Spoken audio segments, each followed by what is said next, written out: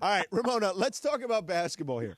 Okay, hoops talk. Yes. Let's go. Ball knowers. Oh, that's right. She hasn't heard that drop before. That's a new thing. Ramona is here, so she's a ball knower. Ball knowers. Exactly. So that's why we bring her on, because she's a ball knower. Yeah. So She knows ball. yeah. All right. I'm going to say nothing. You know? Well, wait a second. Did you pick the the only Clippers? safe play for me there. Did you pick the Clippers to win, or did you pick the Nuggets to win? I picked the Nuggets in 7. Okay, then you know ball, like me. I was one of 3. I was one of 3 ESPN experts. Right. I Me, also you, did and who You're else? also on a Rockets in limb with 7, the so you're I on a missed limb that with the one. Warriors right now too. You know why I did? Because I picked against the Warriors in every series, and I said, screw it. I'm just going to pick the Warriors this time because they keep, winning. So I just switched. Yeah. The ESPN experts are 11 in favor of Minnesota and I know, one and me. That's and Ramona on an She's the island one. by herself. Yeah. Yeah, but because I picked Houston in the first series, Houston in 7, and I picked Memphis. Yeah, no. And I'm like, okay, I'm going to picked stop Memphis? picking against the Warriors. I thought they almost won that game. The first game, the play-in game, they almost won. Wait, but you picked them against. You didn't pick them against OKC. No, in that play-in game. Oh, against Dallas? the playing Yeah, game. yeah. Oh, okay. Yeah. Yeah. No. I was like, whoa, what happened there? Yeah, that You've was been the drinking way magic too water much I drank charcoal. before I She did would not that, be a no. ball knower. That's exactly right. Yeah. It was the charcoal got to her brain. I mean, anyway. Yeah. So I think that the Clippers lost the series when Aaron Gordon's dunk went through the hoop. Yeah, I know what you mean by that. You're not The buying thing it, is, though. No, I thought Denver should have won that game anyway, and they kind of let it. They were up by 20, and they sort of took their foot off the gas. I thought Westbrook won the series for him. I thought he was the difference in the series. Like, I mean, look, it's a supporting cast. It's Christian Brown and it's Aaron Gordon and everybody. But the difference in the series is that one team had Westbrook, who never runs out of energy, and the other team just like died on the court after the first quarter. Like the Clippers had no juice, and Westbrook has all the juice. And I think it's, you love him, hate him, get exacerbated with him, whatever you feel about Russell Westbrook, that dude brought it. That dude gave him, he said afterwards, he had one of the great Westbrook quotes of all time. He goes, my job is to be a force of nature out there. And sometimes that's going to be a missed 3. Sometimes it's going to be a made 3. Sometimes it's going to be a turnover. Sometimes it's going to be a steal. It's all of it. You just got to live with it and roll with it. Like, I mean, it was this shocking self-awareness that I didn't know that he necessarily had. But, I mean, what he does is he is a force of nature. He plays with his hair on fire. And in a Game 7 when nobody had much left after that series, he did. And not only did he have a lot left, which helped bring Denver home, but the emotion that Brody showed thereafter, which was, and you tell me, because I know he did not like playing for the Lakers, and I know he was happy to get out from underneath the Lakers. It seemed like he was happy to go to the Clippers because in one way he could kind of stick it to the Lakers, but it didn't really seem like it worked out that well with the Clippers either. There was like this emotional outburst from Russell Westbrook that was like sticking it to the Clippers. Why was he so angry-ish towards the Clippers? Well, I mean, it started off well for him with the Clippers, but it didn't end that great. I mean, they didn't bring him back, and I think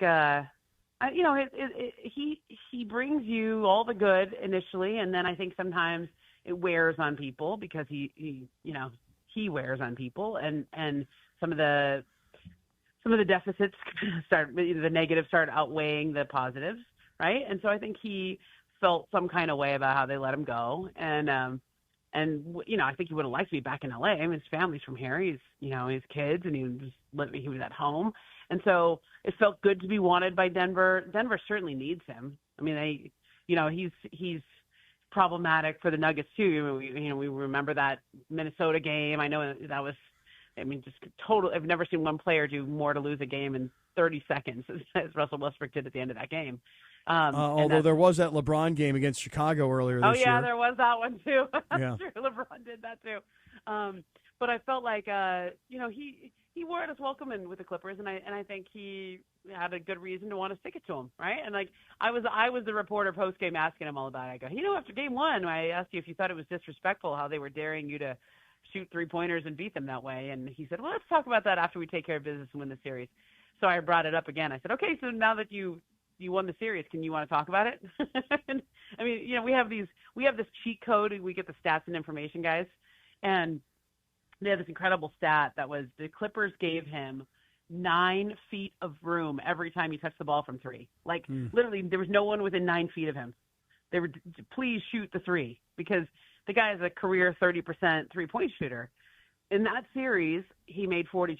He shot better from three than Steph Curry did in that series. Wow. And, you know, that I don't know. I think Oklahoma City will do the same thing. They know him better than anyone. They will dare him to beat them as well. And that's just playing the numbers. Like, there's got to be a regression to the mean at some point. But let's see if he wins him a game or two here. All right. By the way, George, all of your ESPN NBA colleagues, including Ramona and McMiniman and everybody else, 11-0. In other words, when they say to 11 guys OKC, right. / women, they say, okay, guys, you're the NBA experts. Tell us how you think it's going to go. All 11 of you picked Oklahoma City, and 0, not one person, picked Denver. Right. So you know what that means. You're going to pick Denver. Not only am I going to pick them, but they're going to win. Right. Yeah.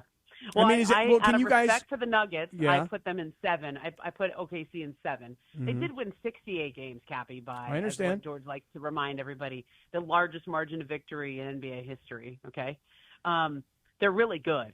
But Denver's Denver, and I think they've kind of gotten back to the way they were before they made the 2 coach firings. Okay, so we've been talking for a while here, and I love telling you all about my chlorophyll and activated charcoal and talking some basketball. But to me, the story of the day, which if I were there, I would be doing my whole show on this. Popovich? Was the tweet from King James How earlier about today. the Met Gala? Oh, yes. We were just talking about the Met Gala. Guys, like I can't get over that tweet. There's so much in that tweet. I got to take a look at it myself. Lindsay brought it up, but I didn't really take a look at it. Let me take a look here and see what the deal is. What is what do you including down to the correct the correct spelling of "and historic." He said "and historic." A-N. Got that correct. Oh, this one. Very impressive. Unfortunately, because of my knee injury. Yeah. Unfortunately, by the way, no comma after unfortunately. Unfortunately, I mean, since you're so into the grammar. Unfortunately, because of my knee injury I sustained at the end of the season, I won't be able to attend the Met Gala in New York tonight, as so many people have been asking and congratulating me on. Hate to miss an historic event. My beautiful, powerful queen will be there holding the castle down, as she has always done.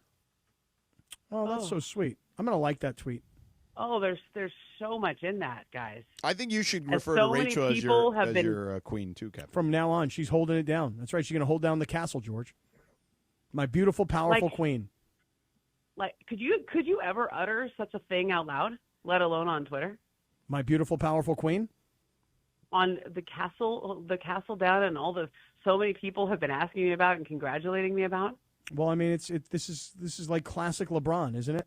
I mean, I was like, George, this was next level to me. Next level celebrity delusions of grandeur. Hey, like, man. Oh my God. He's a king. He lives in a castle. She's a queen. Bronny's a prince, et cetera, et cetera. I mean, that's the way it goes.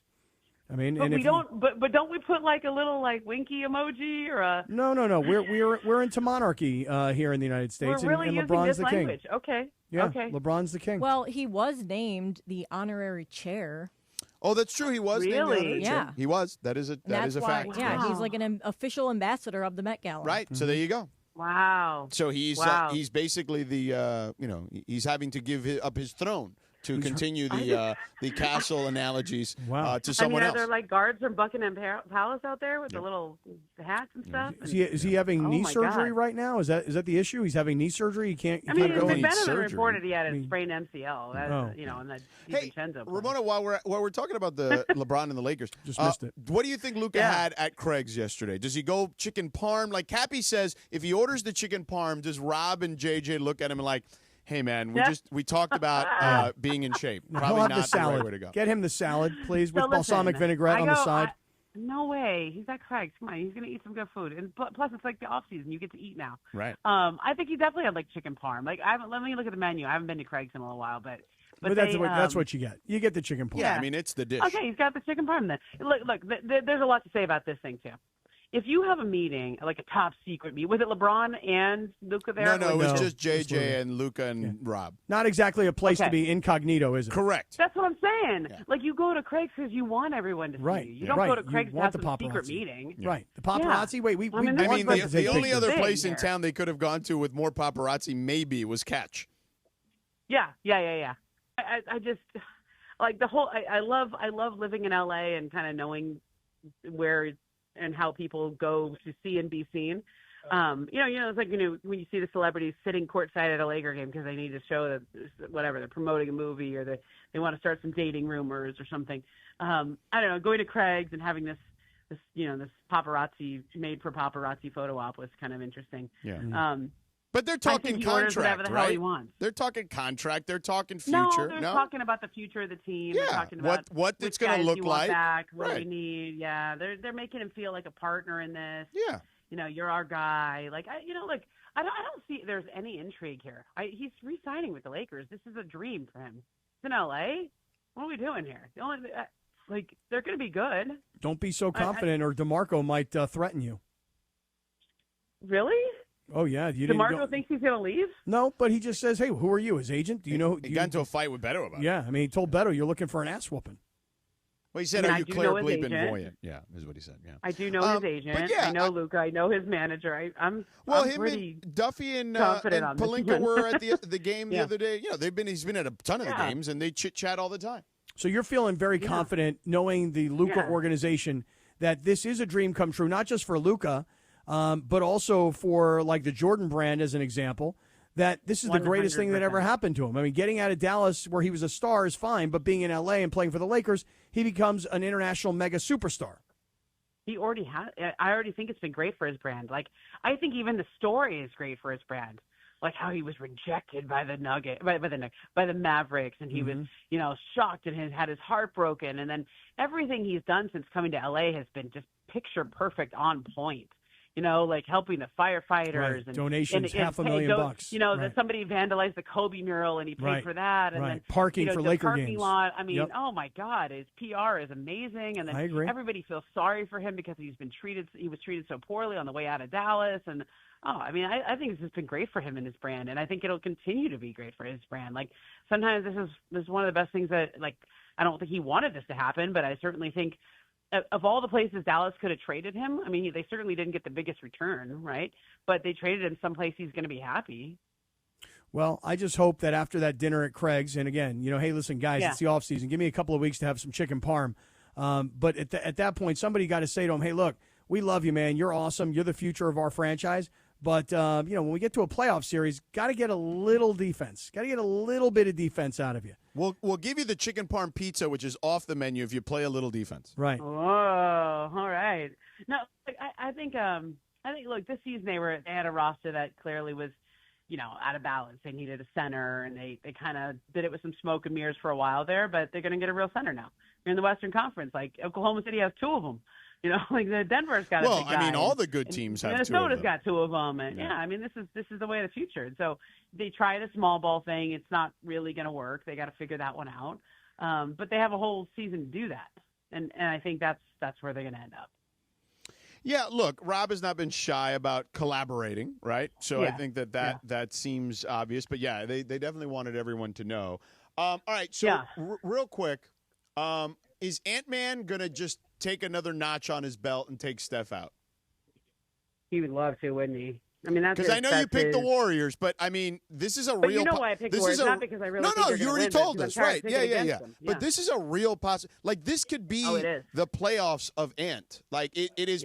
Like because even their games against OKC this year were all fairly nip and tuck. Yeah, and I think I thought it was Minnesota was like this team that we were all waiting for this year, and then they did the weird cat trade, which I didn't love. I mean, I think Randall's. Well, I don't know if they loved at the beginning either. To be honest. I know. I mean, I think that really set them back, and they're just now figuring out how to play with Julius. And I think he's been good ever since he's been back from that injury. He's been good. And DiVincenzo remembered how to play basketball. He was pretty bad at the beginning, and he was hurt because he was a Nova boy, and then they repudiated him and sent him out. Commercial's great though. The AT&T commercial. Yeah, I mean that's good, but this is, they're really good. They were really good last year, and I think they played Denver and took out Denver, and they just ran out of gas. I mean, I thought they were the best team after that series, the Denver and Minnesota series. That felt like the Western Conference Finals last year. Yeah, and even though Minnesota won, they just didn't have enough left after that whole series, and they lost the Mavericks obviously, but I think Ant is this breakout superstar, and he was ready to be crowned last year. And then this year's just been a weird year. They had the cat trade. They didn't win very much. Every day he's paid $250,000 in fines. I would say more than that. I heard 500. Is it 500 now? Yeah. It was a lot. And so I just think with him, it's I think they're ready to. He's ready. They're ready to have a breakout. It's just I don't know. The Warriors, man, they just keep figuring out a way. And we haven't seen the best of Jimmy Butler. We haven't seen the best of Steph yet. We haven't seen the best of Draymond. Like Draymond and Rudy, that's going to be wild. Draymond might get suspended. He's already got 4 techs. He only needs if he gets 2 more. Oh, that's right. Yeah. 1-game suspension. Well, he better control himself because that was the whole story about that team meeting the other night before Game 7, where Draymond gets up in front of the team and he goes, "Hey guys, look, that one's on me. I take all the blame on that one." So he better control his emotions because they need him desperately. They cannot win without him. Yeah. Are you going to say that on 10 Cent when we put you on? Yes, but I want to make sure it's interpreted properly into Mandarin. I can tell you that right now. Let me ask you two ball knowers one last thing from my perspective. I have some rapid fire for Ramona, but go quickly. Wait, and I have one more thing. Since right. I haven't been on the show for a while because I got one more thing that we haven't pointed out. All right, here goes. I'll make mine quick. Okay. All right, here goes. How did that LeBron comment? No, I'm asking you a question. I'm turning it around. Go ahead. How did the LeBron comment at the end of the game when he had his sort of de facto exit interview, when he said, AD said what we needed, and then he got traded a week later, so I'm going to keep my thoughts to myself. Yeah, right. How'd that land with you guys? Well, how do you think? I thought it was weird. I got to be honest. Yeah. I mean, how do you think? Here's how I was like, I came on the air the next day and I was like, is he freaking for real? Is he serious right now? And everybody jumped me. Yeah. But here's what happens. For me, I'm with you, Cap. I look at it, I'm like, wait a second, LeBron. So Anthony Davis said that he wants another center and he was shipped out to Dallas. What do you think? They're going to ship you out next? Are they going to trade you because you think that they need a center? What do you buy? Do you buy? I mean, I know The Athletic has some story about he would consider. I don't buy that he would actually leave here. I don't either. No, he's had 2 chances to leave, and he hasn't. Said no each time. I mean, he could have been Jimmy Butler in Golden State. Yeah. Right. Yeah, I mean, he was a free agent. He could have left.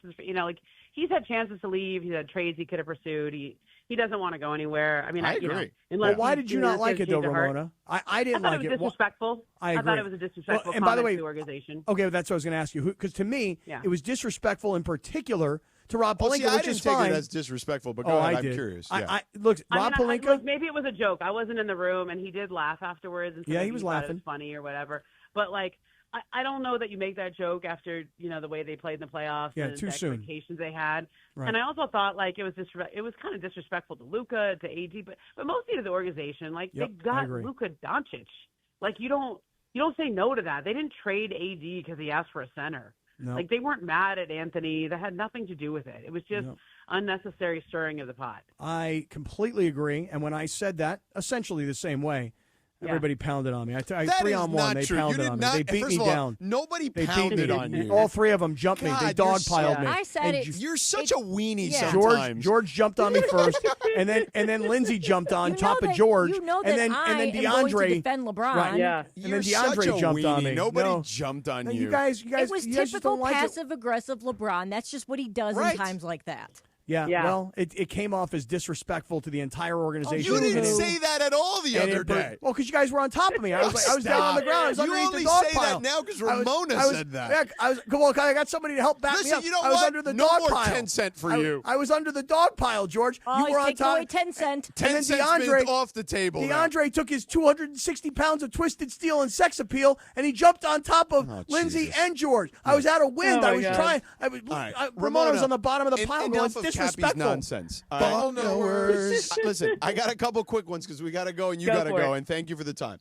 I don't got to go. I'm just waiting around for this game to start at 8:30. This is better than the Hoops Central Collective. Time. More fun. Well, it's definitely more fun than the Hoop Collective. I don't know if I know, way more fun. Those guys, I was trying to have fun with them, and then they were like, "No, they're not. No, they don't have fun. They talk business. Their fun is in quick quips, is what I would say. Quick quips. If you've got a good story you can tell in 2 minutes, they'll have fun with that. Yeah. All right, you mentioned center. Who are some of the centers that could potentially be available, right? A Clint Capella, right, could be available. Is Claxton, the kid from Brooklyn, available? What are we looking at as far as a center market? You mean with the Lakers? Right, yes. I mean, I think you look at anybody who is sort of overpaid right now that teams want to move on from. Like that's kind of what the Lakers have to look for is like they don't trade unless you want to do something really big, right? Well, I mean, John brought up Joel Embiid today during crosstalk. Stop. I'd do it. No Hell chance. yeah, I would do that. He plays less than Anthony Davis. Hell yeah. I know, but you don't need him for very much. Oh, you only need him for the playoffs.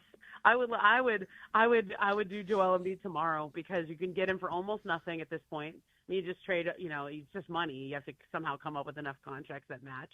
But his value is very low, obviously, with what's going on with his knee. You just tell him to sit out the first half of the year and get right and just be ready for the playoffs. Oh my God! But that's actually not the center they need, though. Yeah. I'm just telling you. No. The guy they need is like a Jaren Jackson Jr., like somebody really good like that. Yeah. And I think. But that's going to cost you a lot too. Yeah, but I think you got to look at that. Like if I'm Memphis, that's a team that is very expensive. They're gonna Jaren's up for a max contract extension. Like he's probably gonna make All NBA. I don't think they would trade him, but you don't think would they trade him or Ja first?